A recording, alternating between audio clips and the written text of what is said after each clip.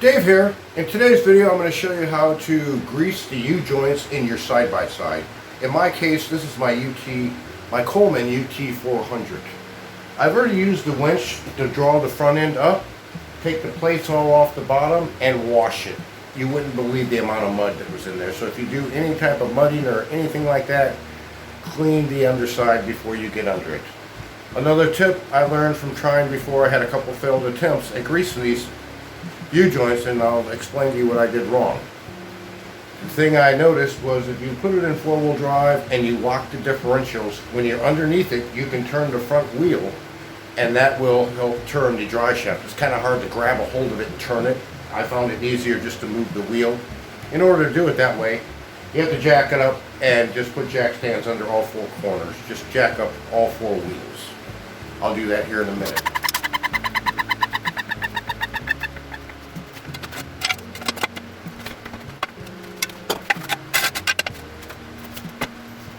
I'm trying to jack it up kind of high.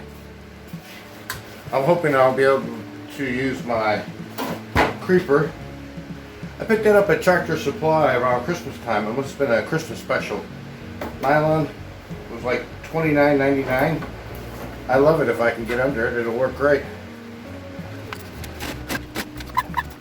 That's a Harbor Freight floor jack. I believe it was about $129 with the coupon. I don't remember, but man, this thing is awesome.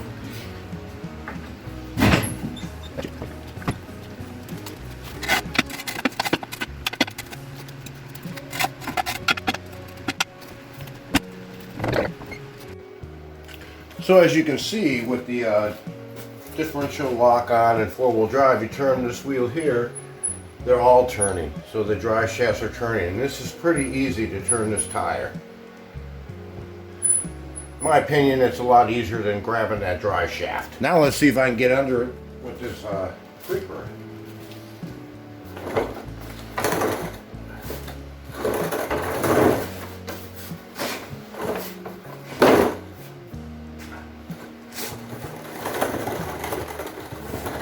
Oh yeah, this is well worth the extra effort of having to jack it up higher. Okay, so the first time I tried to grease these U-joints, this is a stock fitting that was on the gun.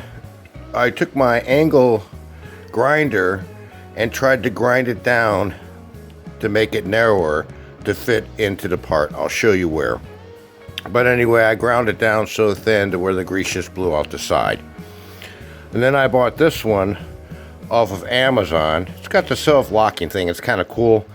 It was advertised as being, you know, better to get into hard to reach areas, which it doesn't really look any thinner. So that one didn't work. So now I bought this one on Amazon. I'll put a screenshot. But it's a needle.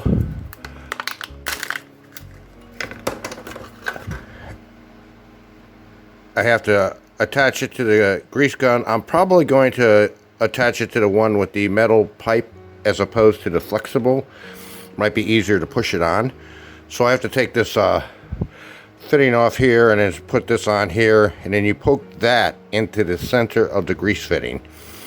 This has to work. I have no other options. Turns out I couldn't get that end off of that solid hose one. I knew this one was replaceable because this was the one I added this into after I screwed up the end that came with it.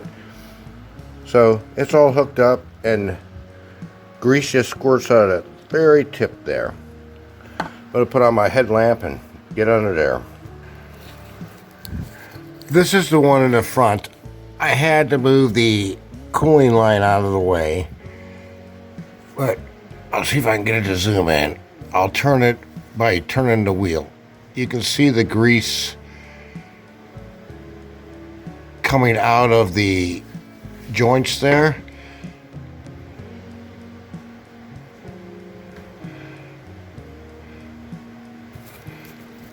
Okay, the second one on the front shaft is located way back here where it connects to the motor housing,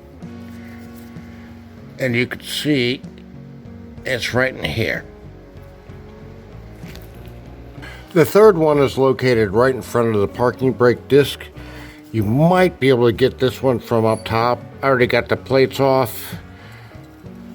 I'm going to just do it from under here. That one looks a little rusty.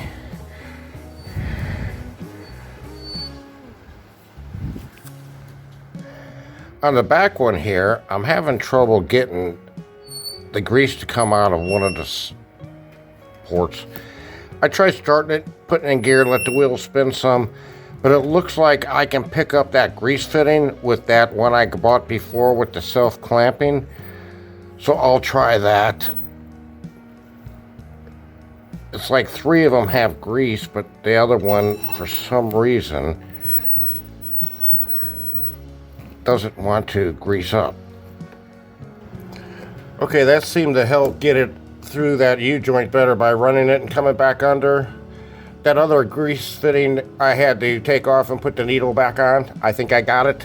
Incidentally, there appears to be a grease fitting on the shaft right here. I did put my grease gun with the regular fitting on there and shot it in there. I'm not sure if any actually went in or if it just went around the sides. It looks like that might be for that shaft to move in and out, which I don't know why it would. It doesn't seem like the angle would change at all or the distance. It's mounted to a solid frame. Maybe the motor mounts have some plenum of some type.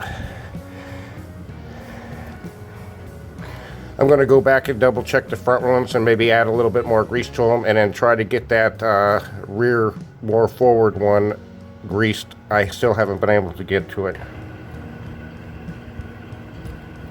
This rear U-joint that hooks up to the engine, that one is very difficult to get to.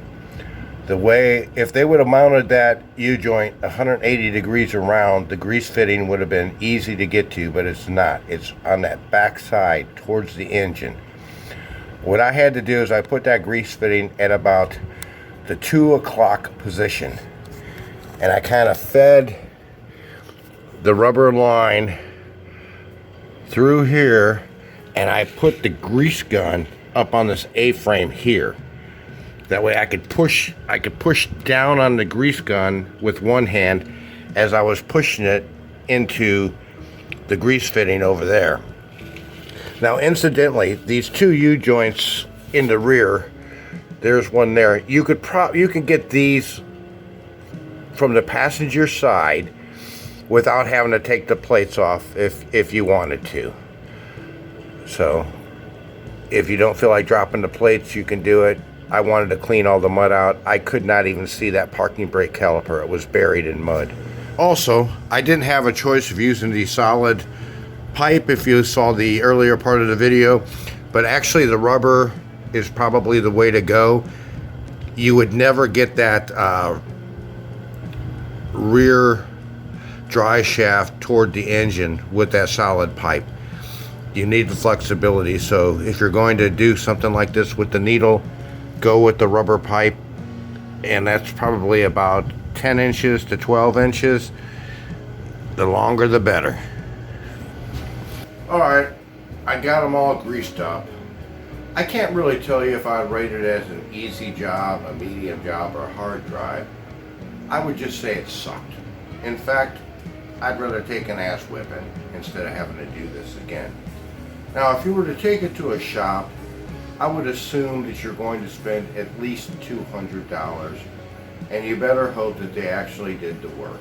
Anybody can rub grease along the edges of the U-joints and make it look like they were greased. I know they were greased. I did also notice some play in the U-joints. I have 1,250 miles on it, so that's probably normal to have a little bit of play in them. Keep in mind too that if you think that just because you never use 4-wheel drive you don't have to worry about the front dry shaft, that's not true. The front one is always turning, even if you're in 2-wheel drive. The 4-wheel drive locks in that front differential, so the front shaft turns just as much as the back one does. Even with cleaning underneath it with the hose, you know, you still get some sand and dirt in there, and I still haven't put the plates back on it, and I haven't you know, put it on the ground yet, but the U-joints are greased at this point.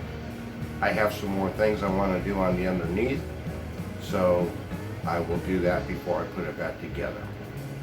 So anyway, I hope this helps somebody out, especially on that rear drive shaft toward the engine. That one is a tough one to get to, but you can get to it. So thanks for watching, and check out the other how-to videos. I've been making a lot of videos on how to do maintenance on these old Coleman UT400s.